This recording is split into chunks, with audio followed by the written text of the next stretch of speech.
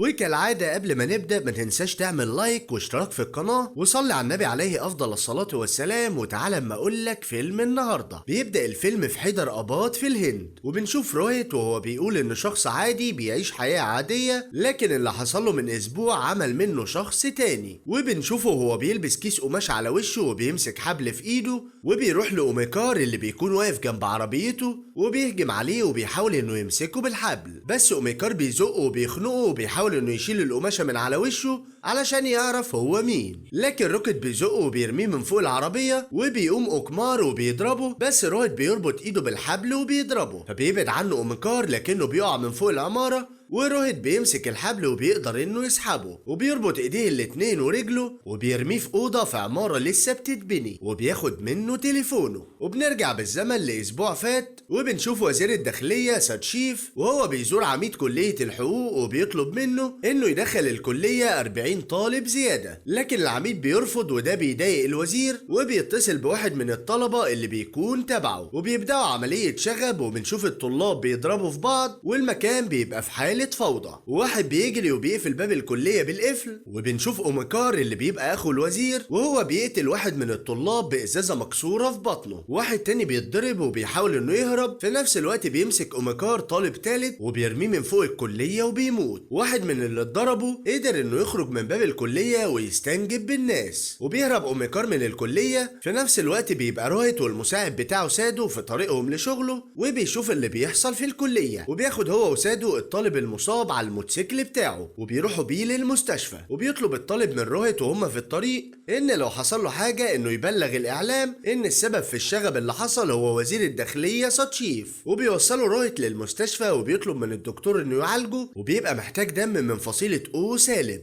اللي بتبقى نادره ومش موجوده في المستشفى.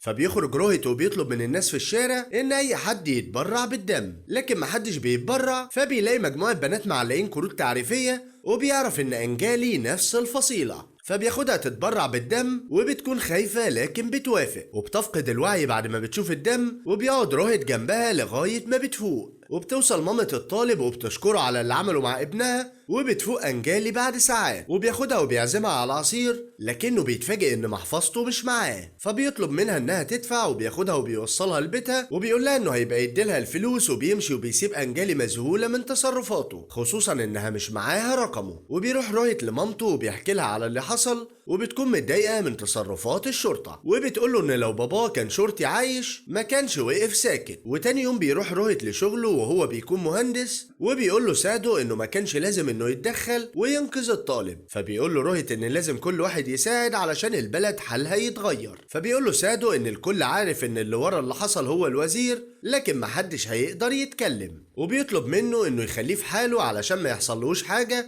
وبيتفاجئ روهيت وهو راجع البيت بان الطالب اللي انقذه مات، وان مامته موقفة الطريق بجثة ابنها، وبتقول انها مدرسة وان ده ابنها الوحيد، وبتطلب من الناس انهم يقفوا معاها علشان تجيب حق ابنها. فبيحس روهيت بالغضب من اللي بيحصل. في نفس الوقت في بيت الوزير بيقولوا له المساعدين بتوعه ان الكل عارف ان هو اللي ورا اللي حصل، وان مفيش حد هيقدر انه يفتح بقه، لكن المشكلة في مامة الطالب اللي مش هتسكت عن حق ابنها. فبيقول الوزير انهم لازم يلاقوا طريقة يسكتوها بيها، وبيسمع اوميكار كلام اخوه وبيروح وبيخطف المدرسة وبيحطها في عربية، وده بيكون في نفس الوقت اللي بيضربوا فيه روهيت وبيخطفه. وبيسأل اوميكار روهيت عن سبب خطفه ليه، فبيقول له انه خرج بكفالة على ذمة قضية الشغب، وانه خرج بضمانة اخوه الوزير، وانه لو مرجعش وسلم نفسه تاني يوم للاسم اخوه هيبقى في وضع محرج قدام الاعلام والحكومة. وبيتجنن اوميكار وبيحاول انه يخرج ومش بيعرف، وبياخد روهيت تليفون اوميكار وبيربطه في رقبة كلب في الشارع، وبيسيب روهيت اوميكار وبيمشي. وتاني يوم بياخد روهيت تليفون سادو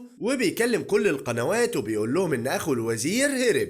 فبيقلق سادو من اللي حصل وبيروح وبيعمل بلاغ ان تليفونه اتسرق علشان يبقى في الامان. وفي نفس الوقت بتتجمع القنوات حوالين الوزاره، وبيفوق اوميكار وبيحاول انه يتعرف على المكان اللي هو فيه، فبيلاقي نفسه في مكان للبناء وبيشوف خيال مائتة متعلق. وفي الوقت ده بيحاول الوزير ساتشيف انه يلاقي اخوه وبيقدر انه يوصل لعربيته، وبيلاقي فيها جثه المدرسه، وبيقول للمساعدين بتوعه انهم يتخلصوا من الجثه والعربيه، وبيقول لهم كمان ان اكيد اخوه اتخطف، وان اللي خطفه عاوز انه انه يحطه في موقف وحش قدام الحكومة، وبيطلب منهم يحاولوا يتتبعوا تليفون اخوه. في نفس الوقت بتكون انجلي في المعبد، وبتبقى في خناقة بسبب ان في مجموعة بيعكسوا واحدة، فبتشوف انجلي روهيت وبتستنجد بيه، وبيروح وبيضرب اللي بيتهجموا على الناس، وبيمشي وبيتصل بسادو وبيقوله انه عاوز عصير علشان يوصل لأوميكار. في نفس الوقت بيسمع حارس المبنى صوت، وبيطلع عشان يشوف سبب الصوت، وبيكون أوميكار قدر انه يكسر الحيطة وبيطلع وبيقتل الحارس وهو فاكر انه روهيت، وبيقدر انه يفك نفسه. في نفس الوقت اللي بيوصل فيه روهيت مع سادو، وبينط أوميكار على روهيت، لكن روهيت بيحط طينة على وشه علشان ما يتعرفش عليه أوميكار، وبيحط سادو وشه في الأسمنت من خوفه ان أوميكار يتعرف عليه ويقتله، وبيضرب أوميكار روهيت وبيزقه، لكن روهيت بيقدر انه يضربه وبيمسكه، وأوميكار بيقدر انه يفلت منه وبيمسك أوميكار راس روهيت وبيحاول انه يشوف وشه، فبيزق روهيت وبيخلع الجاكيت بتاعه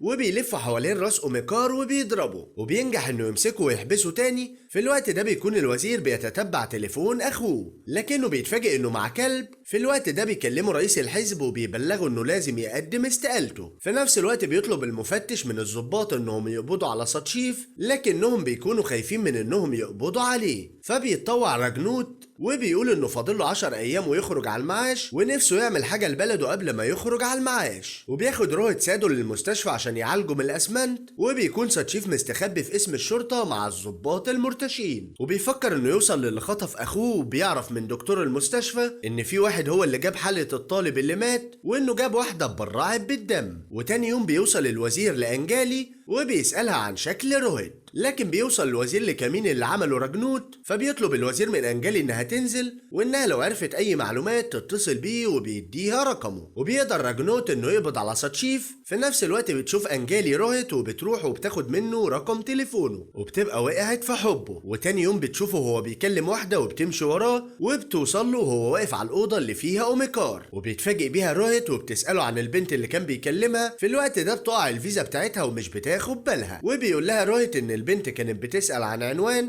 وانه بعدها جه هنا لان ده مكان شغله، وبياخدها وبيخرجوا من المبنى، وبتعتذر له انجالي عن شكها فيه. وفي الليل بياخد أوميكار وبيرميه في نص الطريق. وتاني يوم بيروح أوميكار للمستشفى، وبيفوق وهو متضايق وبيضرب رجالة أخوه لما بيعرف إن أخوه اتشال من منصبه وإنه مسجون، وبيطلب منه واحد من رجالة أخوه إنه يهدى، وإنهم لازم يعلنوا للصحافة إنه كان مخطوف علشان يخرجوا أخوه من السجن. وبيعلنوا للصحافة إنه كان مخطوف مش هربان، بس الصحافة مش بتصدقه لأنه معروف بقوته وإن مفيش حد يقدر عليه، لكنه بيقول لهم إنه كان أقوى منه وإنه ما قدرش إنه يشوف وشه. وبيرفض القاضي ان ساتشيف يخرج بكفالة وبيستمر في حبسه. وبتكون انجلي بتسمع الاخبار وبتبقى متأكدة ان روهيت هو اللي خطف أوميكار، وبيزيد حبها ليه، وبتتصل بيه وبتعرف من مامته عنوانه، وبتروح لروهيت البيت وبيتفاجئ بيها، فبياخدها علشان يوصلها لبيتها، لكنها بتتصل بيه كتير وبتكون في كل مكان بيروحوا. في نفس الوقت بيأمر أوميكار دكتور المستشفى انه يقول للشرطة انه لسه محتاج انه يفضل في المستشفى عشان ما تقبضش عليه الشرطة. وبيخرج من المستشفى وبيطلب من رجالته انهم يدوروا على المكان اللي كان محبوس فيه، وانه شاف فيه خيال مآتة متعلق، وبيقدر واحد من رجالته انه يوصل للمكان فعلا وبيصوره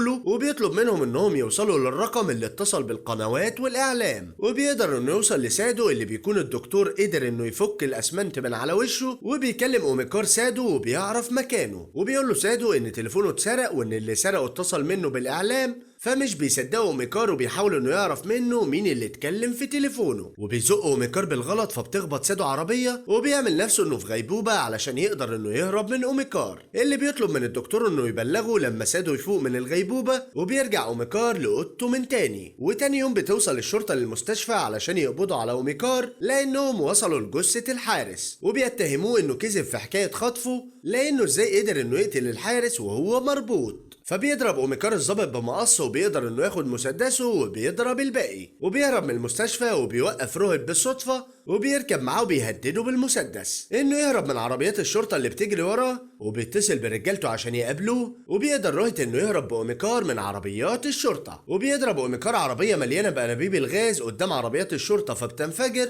وبيهرب منهم وبيوصل لرجالته وبيركب معاهم، لكنه بيفتكر ان اللي ركب معاه الموتوسيكل لابس نفس السلسله اللي كان الخاطف لابسها، وبيحاول انه يرجع لروهيت لكنه بيكون مشي. وبيروح اوميكار للمبنى وبياخد الفيزا اللي شافها وهي بتقع، وبيكون روهيت في المبنى ومش بيعرف ايه اللي لقاه اوميكار. وبيفكر روهيت انه لازم يقتل اوميكار قبل ما يأذي الناس اللي بيحبهم. في الوقت ده بتوصل له انجالي وبتقول له انها بتحبه، فبيزعق لها وبيقول لها انه مش مهتم بيها وانه واقع في مصيبه مش وقت خالص يعني، وبيرمي في وشها الفلوس اللي اخدها منها وبيسيبها وبيمشي. فبتتصل بالرقم اللي اداهولها ساتشيف وبيرد عليها اوميكار، وبتروح وبتقابله وبتقول له انها عاوزه الفلوس اللي وعدها بيها ساتشيف، وبتوريه في الجريده خبر موت سواق موتوسيكل، وبتقول له ان ده هو اللي كان خاطفه وانه مات في حادثه. فبيتجنن اوميكار لانه بيكون عاوز ان هو اللي يقتله، وبتاخد انجالي الفلوس. لكنها قبل ما بتمشي بيوصل لاوميكار رقم تليفون صاحب الفيزا، وبيتصل بالرقم وبيرن تليفون انجالي. وبيعرف اوميكار ان انجالي بتخدعه بسبب انها بتحب روهيت وبتحميه، فبيقول لها انه هيحبسها عنده لغايه ما يجي روهيت ويدور عليها، ووقتها يقدر يقتله. وفي الليل بيشوف روهيت فيديو على تليفونه من انجالي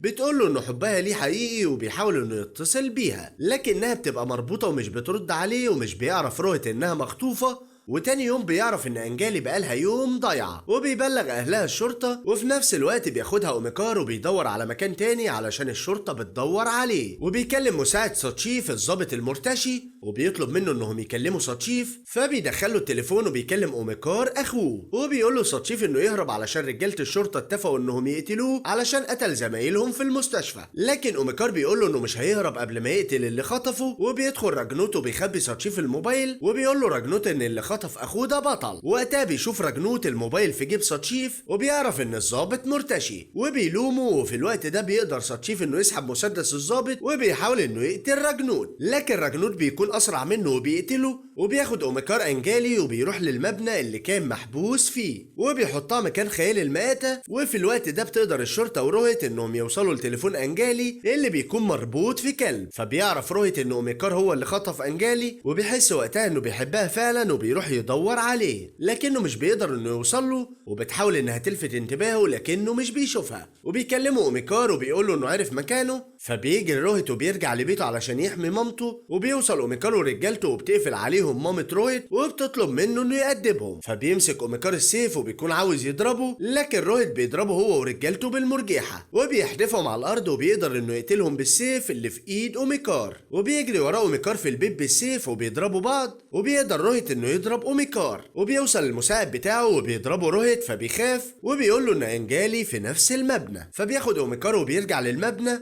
لكن اوميكار بيقول له انه مش هيلاقيها وبيدور عليها في كل مكان. وفي الوقت ده بتحاول انجالي انها تلفت انتباهه وبتنط على الحديده اللي واقفه تلفت انتباهه، وبتنط على الحديده اللي واقفه عليها لغايه ما بتقع. وبيشوفها روهيت فبيطلع لها، وبيحاول اوميكار انه يمنعه وبيفجر انبوبه علشان يقتلها، لكن روهيت بيبعدها عنها لكنها بتكون هتقع. فبيمسكها روهيت في اخر لحظه وبيقدر انه ينقذها. وبيقع اوميكار وبيخرج روهيت انجالي من خيال المآتة وبيشيلها وبيجري بيها بره المبنى، وبيكون اوميكار مستنيه علشان يقتله. لكن راجنوت بيوصل وبيضربه في ايده، وبينتهي الفيلم بان راجنوت بيشكر روهيت على شجاعته وبيسيبه يمشي هو وانجالي، وبيقول للظابط انه يقتل اوميكار علشان ياخدوا بطار زمايلهم اللي قتلهم. وبكده عزيزي المشاهد تبقى خلصت احداث فيلمنا النهارده. ما تنساش تقول لي رايك على الفيلم ده في الكومنتات عشان بيفرق معايا جدا جدا. ولو انت جديد معانا اشترك في القناة وشغل الجرس عشان يوصلك كل ما هو جامد وحصري في عالم الدراما.